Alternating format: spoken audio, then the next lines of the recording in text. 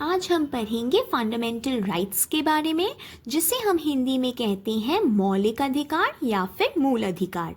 ये हम पढ़ते हैं पार्ट 3 ऑफ द कॉन्स्टिट्यूशन यानी भाग 3 हमारे संविधान के। आर्टिकल 12 से लेकर 35 तक, अनुच्छेद 12 से लेकर 35 तक हम फंडामेंटल राइट्स के बारे में पढ़ते हैं। और ये जो आइडिया है, कॉन्सेप्ट है या फिर ये जो भावना हमने लिया है, कहाँ से लिया है? यूनाइटेड स्टेट्स ऑफ अमेरिका, स्वतंत्र राज्य अमेरिका से ये लिया गया है। ये जो फंडामेंटल राइट्स है, मौलिक अधिकार, ये जस्टिसिएबल है। जस्टिसिएबल मतलब अगर आपको कोई आपका मौलिक अधिकार न दे तब आप न्यायालय जा सकते हैं, कोर्ट में जा सकते हैं और आप न्याय मांग सकते हैं। तो ये जस्टिसिएबल है। और आर्टिकल 32 और आर्टिकल 226 ये कहता है, क्या कहता है आर्टिकल 32 कि अगर आपका कोई फंडामेंटल राइट या मौलिक अधिकार आपसे छीन लिया गया हो या न दी गई हो तो आप सुप्रीम कोर्ट जा सकते हैं। और आर्टिकल 226 कहता है कि अगर ना दिया गया हो तो आप हाई कोर्ट भी जा सकते हैं आपके न्याय के लिए। फिर देखिए, right for citizens all fundamental rights, यानी अगर आप भारतीय नागरिक हो, अगर आप एक स्थायी नागरिक हो, एक परमानेंट रेसिडेंट हो, सिटीजन हो, तब आपको सारे मौलिक अधिकार, ऑल फंडामेंटल राइट्स मिलेंगे। पर अगर आप कोई फॉरेनर हो या फिर एलियन हो, तब हमने पहले ही पढ़ा था कि कुछ अनुच्छेद ऐसे हैं जो आपको नहीं मिलेंगे। तो वो कौन से थे? 15, 16, 19, 29, 30। ये सारे अनुच्छेद में जो भी फंडामेंटल राइट्स है, अनुच्छेद में जो भी मौलिक अधिकार हैं, वो फॉरेनर्स या फिर एलियंस या फिर अस्थायी नागरिकों को नहीं मिलेगा। अब देखिए, total number of fundamental rights यानी कुल मौलिक अधिकार हमारे कितने हैं? जब पहले संविधान बना था तब 7 हुआ करते थे। फिर आया 44th अमेंडमेंट एक्ट 1978, यानी 44th संशोधन हुआ। तब क्या हुआ? राइट टू प्रॉपर्टी, जो एक फंडामेंटल राइट था, एक मौलिक अधिकार था, उसे हटा दिया गया। It was removed. तो अगर 7 में से 1 घटा दिया जाए बचता है 6। तो अभी हमारे पास 6 मौलिक अधिकार है, 6 फंडामेंटल राइट्स, पहले 7 हुआ करता था। तो ये जो प्रॉपर्टी है, ये जो संपत्ति का जो राइट है, अधिकार है, इसे हटाकर हमने क्या किया? इसे हटाकर हमने पार्ट 12 ऑफ द कॉन्स्टिट्यूशन में उसे ऐड कर दिया, जोड़ दिया। यानी अभी अगर हम राइट टू प्रॉपर्टी के बारे में कुछ जानना चाहें तब हमें भाग 12 में देखना होगा, अनुच्छेद 300A के अंदर। तो राइट टू प्रॉपर्टी जो पहले फंडामेंटल राइट्स में हुआ करता था, वो अभी अलग से एक जगह बना चुका है हमारे संविधान में। और वो कहाँ है? भाग 12 में है, अनुच्छेद 301 के अंदर। फंडामेंटल राइट्स को हम मैग्ना कार्टा भी कहते हैं। मौलिक अधिकार को मैग्ना कार्टा के नाम से भी जाना जाता है। ये 3 पॉइंट हैं जो आपको याद रखने हैं कि जो फंडामेंटल राइट्स है, मौलिक अधिकार, वो परमानेंट नहीं है। वो हम क्या कर सकते हैं, जैसे हमने देखा पहले 7 हुआ करते थे, अभी 6 हैं। एक को हटाकर दूसरे कोई भाग में दिया गया तो वो टेम्पररी है। Can be suspended during emergency, अगर देश में कोई आपातकाल लग गई हो तब हम इन मौलिक अधिकार को सस्पेंड कर सकते हैं, उनमें रोक ला सकते हैं।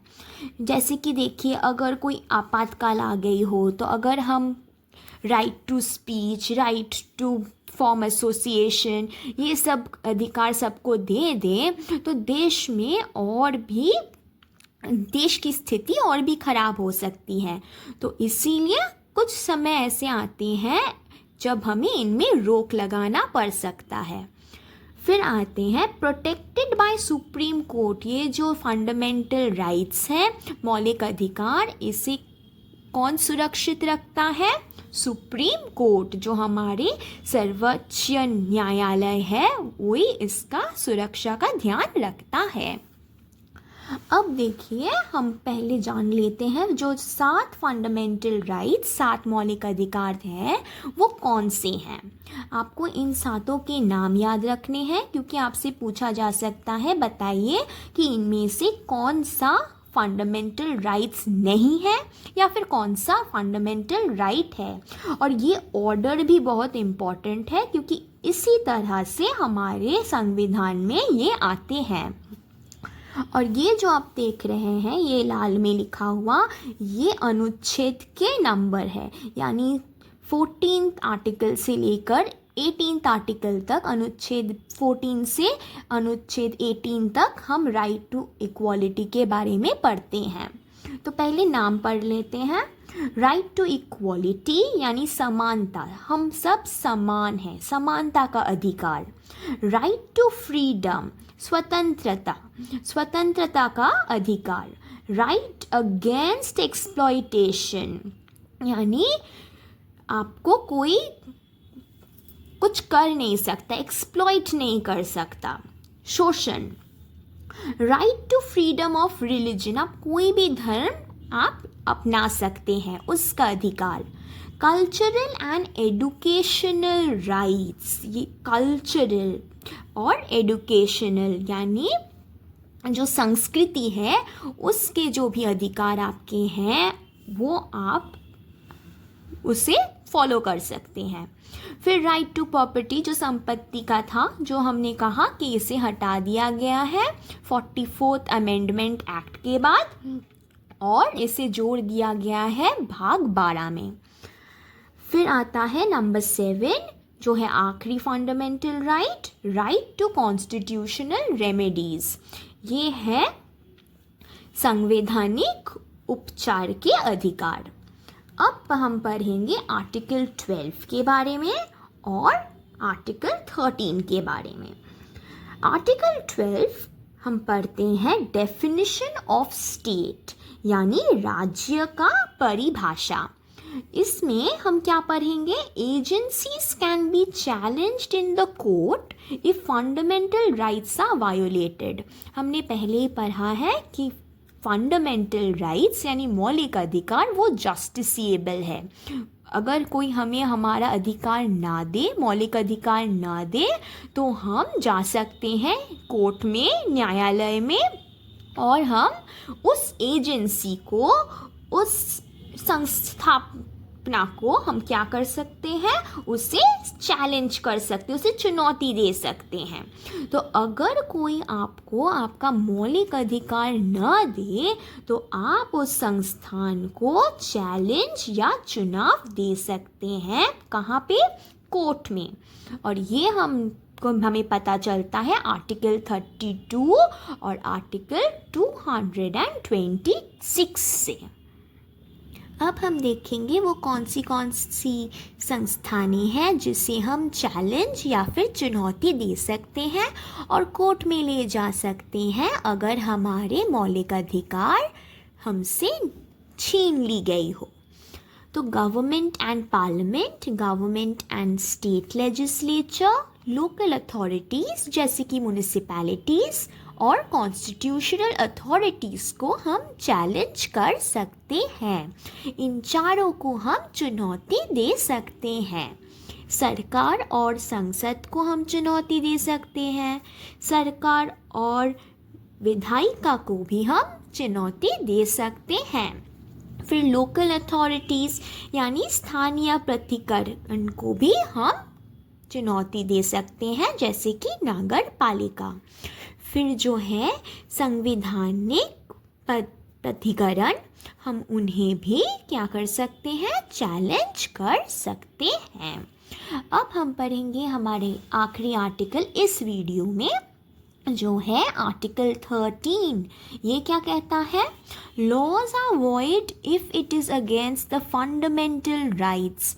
तो अगर कोई कानून हम बनाएं, हमें ध्यान में रखना है कि हमारे कुछ मौलिक अधिकार भी हैं, और अगर वो कानून हमारे मौलिक अधिकार, हमारे फंडामेंटल राइट्स के अगेंस्ट जाए, विरुद्ध जाए, तो वो जो कानून बनेगा वो वॉइड होगा, यानी उसका कोई मतलब ही नहीं रहेगा, वो शून्य होगा। तो आर्टिकल 13 कहता है कि अगर कोई कानून हमारे मौलिक अधिकार के खिलाफ जाए तो उसे हम नहीं मानेंगे।